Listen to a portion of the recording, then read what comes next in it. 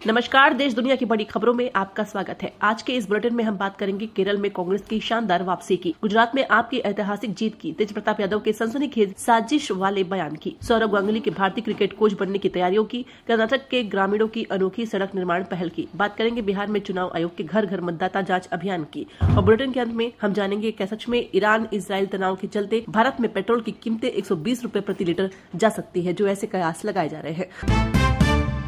केरल में कांग्रेस की शानदार वापसी, वहीं गुजरात में आपकी ऐतिहासिक जीत, वहीं बंगाल में टीएमसी ने मारी बाजी। 4 राज्यों की 5 विधानसभा सीटों पर हुए उपचुनाव के नतीजों में सियासी हलचल मचा दी है। केरल की नीलांबर सीट पर कांग्रेस ने दमदार वापसी की है। यूडीएफ उम्मीदवार आरेदान शौकत ने सीपीएम के एम स्वराज को करीब 11,000 वोटों से हराकर वामपंथी सरकार को बड़ा झटका दिया। आपको बता दें कि यह जीत इसलिए खास है क्योंकि नीलांबुर सीट पहले सीपीएम के कब्जे में थी। प्रियंका गांधी ने इसे अपनी प्रतिष्ठा की लड़ाई बनाया और रोड शो के जरिए समर्थन जुटाया। कांग्रेस कार्यकर्ताओं का उत्साह देखते ही बनता है, जो इसे 2026 के विधानसभा चुनाव की मजबूत शुरुआत मान रहे हैं। दूसरी ओर गुजरात की बिसावदर सीट पर आम आदमी पार्टी ने इतिहास रच दिया। आपके गोपाल इटालिया ने बीजेपी के कीर्ति पटेल को 17,554 वोटों से हराकर सबको चौंका दिया। यह सीट बीजेपी का गढ़ मानी जाती थी, लेकिन आपने काम की राजनीति का नारा बुलंद कर जनता का भरोसा जीता है। इटालिया की जीत ने दिल्ली हार के बाद आप कार्यकर्ताओं में नई ऊर्जा भरी है। पंजाब की लुधियाना पश्चिम सीट भी आपने जीती, जहां संजीव और उन्होंने 10,637 वोटों से बाजी मारी। वहीं पश्चिम बंगाल की कालीगंज सीट पर टीएमसी की अलीफा अहमद ने जीत दर्ज की, जबकि गुजरात की कड़ी सीट बीजेपी के खाते में गई। इन नतीजों को साफ है कि क्षेत्रीय और राष्ट्रीय दल 2026 के चुनाव के लिए अभी से रणनीति बना रहे हैं।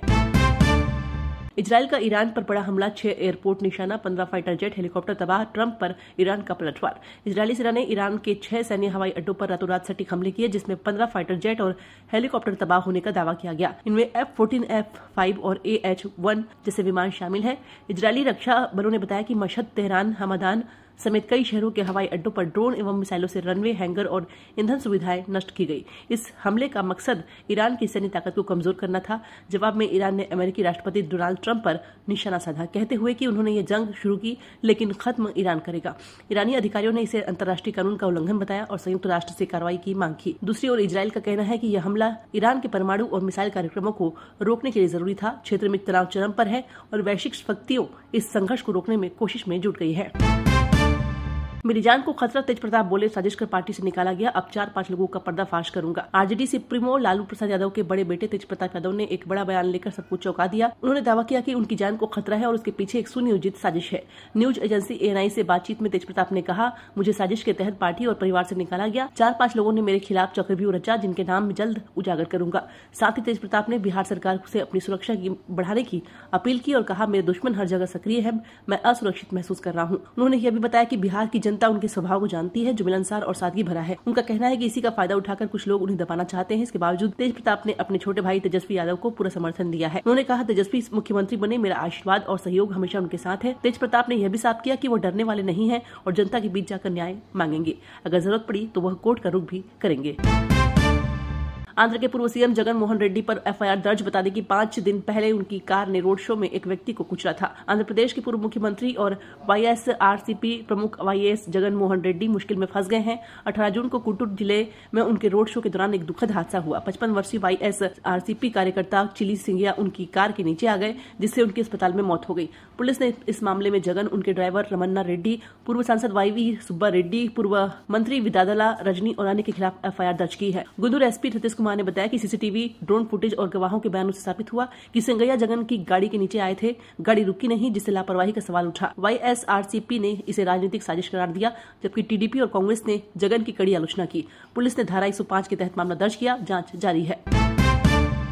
सूरत में 7 इंच बारिश, बाढ़ जैसे हालात, स्कूल बंद। राजस्थान MP में रेड अलर्ट, वहीं उड़ीसा में 50,000 लोग प्रभावित। देश भर में मानसून ने दस्तक दे दी है, लेकिन भारी बारिश ने कई राज्यों में मुश्किलें बढ़ा दी है। गुजरात के सूरत में पिछले 24 घंटों में 7 इंच बारिश ने सड़कों को नदियों में बदल दिया। जलभराव से जनजीवन ठप है और प्रशासन ने स्कूलों की छुट्टी घोषित कर दी है। 2006 की बाढ़ की यादें ताजा हो गई। राजस्थान में माउंट आबू में 7 इंच बारिश से नदियां उफान पर है। कई गांवों का संपर्क भी टूट गया है। मौसम विभाग ने राजस्थान और मध्य प्रदेश के कई जिलों में रेड अलर्ट जारी किया है। ओडिशा में बाढ़ ने 50,000 लोगों को प्रभावित किया, जहाँ एक महिला की तेज धारा में बहने से मौत हो गई। NDRF और SDRF की टीमें राहत कार्य में जुटी है। झारखंड में भी स्कूल बंद है और रांची में ट्रेनें रद्द हो गई हैं। मौसम विभाग ने अगले 24 घंटों में गुजरात, बिहार और पूर्वी राज्यों में भारी बारिश की चेतावनी दी है।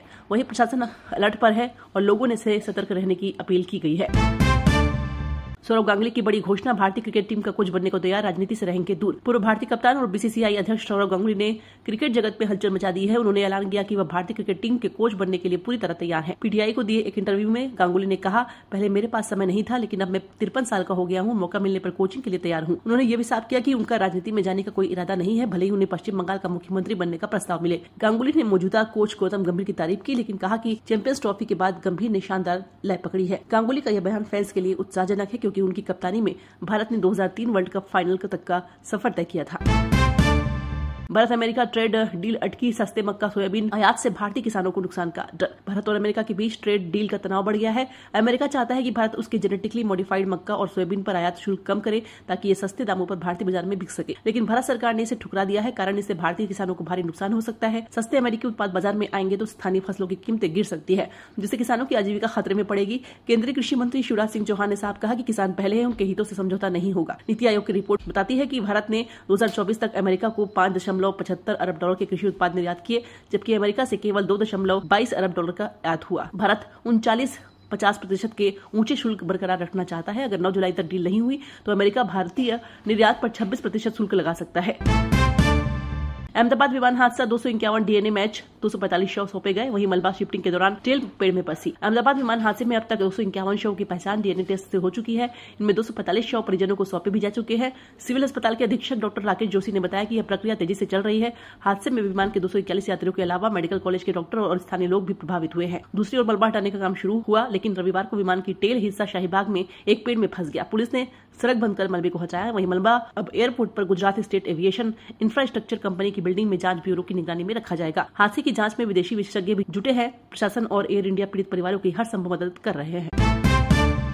ईरान बंद कर सकता है तेल का सबसे बड़ा रास्ता, अब भारत में पेट्रोल 120 रुपए तक पहुंचने की आशंका। ईरान और इजराइल के बीच बढ़ता तनाव अब भारत की जेब पर भारी पड़ सकता है। ईरान की संसद ने होर्मुज जलडमरुद्ध को बंद करने का फैसला किया, जो दुनिया की 20% तेल आपूर्ति का मुख्य रास्ता है। इससे कच्चे तेल की कीमतें $80 प्रति बैरल तक पहुंच गई है। विशेषज्ञों का कहना है कि अगर ये रास्ता बंद हुआ तो तेल की कीमतें $100 से $130 तक उछल सकती हैं। भारत जो 90% तेल आयात करता है, उसका 40% इसी रास्ते से आता है। इससे पेट्रोल और डीजल के दाम आसमान छू सकते हैं और पेट्रोल 120 रुपए प्रति लीटर तक पहुंच सकता है। महंगाई बढ़ने में से रोजमर्रा की चीजें भी महंगी हो जाएंगी। भारत सरकार ने रूस से तेल आयात बढ़ाया है, लेकिन ये पर्याप्त नहीं होगा।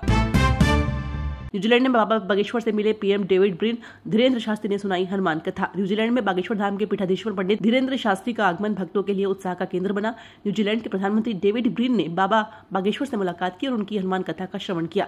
धीरेन्द्र शास्त्री ने कथा में हनुमान जी के चरित्र को विश्व के लिए प्रेरणादायक बताया, जो संकटों से मुक्ति दिलाता है। उन्होंने कहा, हनुमान जी की भक्ति हर मन को आनंद देती है, पर कुछ लोग यहाँ आस्था को ठेस पहुंचाने का प्रयास करते हैं। भक्तों ने एयरपोर्ट पर बाबा का भव्य स्वागत किया, जिसमें भारतीय समुदाय के साथ विदेशी नागरिक भी शामिल थे। फिजी में 3 दिवसीय कथा के बाद न्यूजीलैंड पहुंचे बाबा ने वहां की नाग मंदिर में दर्शन किए।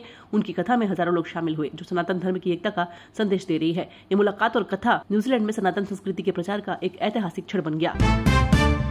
बिहार विधानसभा चुनाव से पहले मतदाता सूची को शुद्ध करने के लिए चुनाव आयोग का बड़ा कदम, अब घर घर होगी जांच। बिहार में 2025 के विधानसभा चुनाव की तैयारियां जोरों पर है और चुनाव आयोग ने मतदाता सूची को पूरी तरह पारदर्शी और त्रुटि रहित बनाने के लिए ऐतिहासिक कदम उठाया है। आयोग ने फैसला किया कि सूची से फर्जी और अपात्र नाम हटाने के लिए घर घर जाकर सघन सत्यापन किया जाएगा। ये प्रक्रिया 21 साल बाद दोहराई जा रही है। आखिर बार 2004 में ऐसा हुआ था। बूथ लेवल ऑफिसर हर घर पहुंचकर पता, नाम, उम्र और फोटो की पुष्टि करेंगे, ताकि केवल वास्तविक मतदाताओं का नाम ही सूची में रहे। पता चले कि इस कदम का मकसद है कि कोई भी पात्र मतदाता छूटे नहीं और कोई अपात्र शामिल न हो। राजनीतिक दलों और नागरिक संगठनों की शिकायतों के बाद आयोग ने सख्त पहल की है, ताकि निष्पक्ष और विश्वसनीय चुनाव सुनिश्चित हो। ये प्रक्रिया पूरी तरह पारदर्शी होगी, सभी दलों की निगरानी में होगी। बिहार में स्वच्छ और निष्पक्ष चुनाव की दिशा में यह एक बड़ा कदम है। यूट्यूबर ज्योति मल्होत्रा की न्यायिक हिरासत 14 दिन बढ़ी, अब 7 जुलाई को होगी अगली सुनवाई। हिसार की यूट्यूबर ज्योति मल्होत्रा ने मामले में बड़ा अपडेट सामने आया है। हिसार कोर्ट ने उनकी न्यायिक हिरासत को 14 दिन और बढ़ा दिया है। अब अगली सुनवाई 7 जुलाई को होगी। ज्योति पर पाकिस्तान के लिए जासूसी करने का गंभीर आरोप है, जिसके चलते उनकी जमानत याचिका पहले ही खारिज हो चुकी है। बीते दिन वीडियो कॉन्फ्रेंसिंग के जरिए कोर्ट में पेशी हुई, जहां मजिस्ट्रेट ने हिरासत बढ़ाने का फैसला सुनाया। ज्योति के वकील कुमार मुकेश ने कहा कि ये मजबूती से पक्ष रख रहे हैं, लेकिन पुलिस का दावा है कि उनके पास पुख्ता सबूत है। जांच में ज्योति के एक पाकिस्तानी खुफिया एजेंटों से कथित संबंधों की परतें खुल रही हैं। आपको बता दें कि सोशल मीडिया पर ट्रैवल विद जो चैनल चलाने वाली ज्योति की गिरफ्तारी 16 मई को हुई थी। इस केस में अब तक 6 लोग गिरफ्तार हो चुके हैं।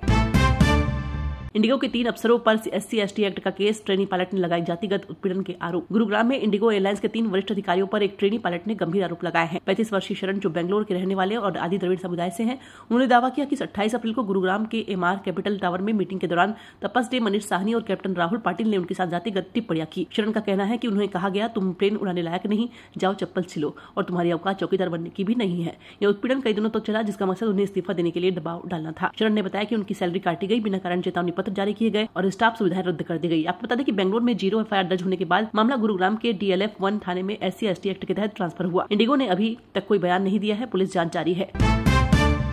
बांग्लादेश में बड़ा खुलासा, पूर्व मुख्य चुनाव आयुक्त नूरुल हुदा चुनावी धांधली के आरोप में गिरफ्तार, उठे लोकतंत्र पर सवाल। बांग्लादेश की राजधानी ढाका से सनसनीखेज खबर सामने आ रही है। पूर्व मुख्य चुनाव आयुक्त KM नूरुल हुदा को चुनावी धांधली के गंभीर आरोप में गिरफ्तार किया गया है। यह घटना उस समय की है जब रविवार को ढाका में नूरुल हुदा के घर पर गुस्साई भीड़ ने हंगामा किया और उन्हें जूतों की माला पहनाने की कोशिश की। नूरुल हुदा पर आरोप है कि उन्होंने शेख हसीना की अवामी लीग सरकार के कार्यकाल में चुनाव में हेरफेर किया, जिससे बांग्लादेश के लोकतंत्र की नींव हिल गई। बताते चले कि यह गिरफ्तारी ऐसे समय में हुई जब बांग्लादेश में अंतरिम सरकार के तहत 2026 में होने वाले आम चुनाव की तैयारियां चल रही हैं। मौजूदा मुख्य चुनाव आयुक्त AMM नासिरुद्दीन ने कहा कि चुनाव आयोग निष्पक्ष और पारदर्शी मतदान के लिए प्रतिबद्ध है, लेकिन नूरुल हुदा की गिरफ्तारी ने एक बार फिर चुनावी प्रक्रिया की विश्वसनीयता पर सवाल खड़े कर दिए हैं। लोगों का गुस्सा इसलिए भी बढ़ रहा है क्योंकि पिछले चुनाव में फर्जी मतदाताओं और अनियमितताओं की शिकायतें सामने आई थी। कर्नाटक के ग्रामीणों ने दिखाई अनोखी पहल, 6 जिलों में 7 जगहों पर खुद बनाई सड़कें। कर्नाटक में बदलाव की बयार चल रही है। सालों से खराब सड़कों से परेशान ग्रामीणों ने अब खुद ही कमान संभाल ली है। 6 जिलों गडक, धारवाड़, शिवमोगा, कोडाडू, कोप्पल और हसन में 7 गांवों के लोगों ने चंदा और श्रमदान से सड़कें बना डाली। ये सड़कें जो वर्षों से गड्ढा से भरी हुई थी, अब 1-2 हफ्ते में चमक रही है। चिकमंगलुर के भारती नूर और बनकश्री में 15.75 लाख रुपए जुटाकर 286 मीटर सड़क तैयार की गई। हासन के मत्स्यशाला गाँव में हर एक व्यक्ति ने 4 ट्रक ईंट पत्थर दान दिए और ग्रामीणों ने मिलकर सड़क बनाई। कोप्पल के सोमापुरा में 1.5 किलोमीटर की जर्जर सड़क को ग्रामीणों ने ठीक कर दिया। ये पहल न सिर्फ सरकार की नाकामियों को उजागर करती है, बल्कि सामुदायिक एकता की मिसाल भी पेश करती है। ग्रामीणों का कहना है कि अब और इंतजार नहीं कर सकते। उनकी मेहनत और जज्बे ने साबित कर दिया कि अगर ठान लिया जाए तो रास्ते खुद बन जाते हैं। तो उम्मीद है आज की बुलेटिन आपको पसंद आई होगी। कमेंट में जरूर बताइए कि कौन सी खबर ने आपको सबसे ज्यादा सोचने पर मजबूर किया या सबसे ज्यादा चौंकाया। अगर आपको ये वीडियो जरा भी दिलचस्प लगी हो तो इसे अपने दोस्तों, परिवार और ग्रुप्स में जरूर शेयर करें। ऐसे ही ताजा, सटीक और असरदार अपडेट्स के लिए हमारे चैनल को सब्सक्राइब करना ना भूलें और हाँ, बेल आइकन को जरूर दबाएं ताकि अगली बड़ी खबर आपसे छूट न जाए। तब तक के लिए अपना और अपनों को ध्यान रखें। मिलते हैं जल्द ही नई बुलेटिन के साथ। ढेर सारी शुभकामनाएं।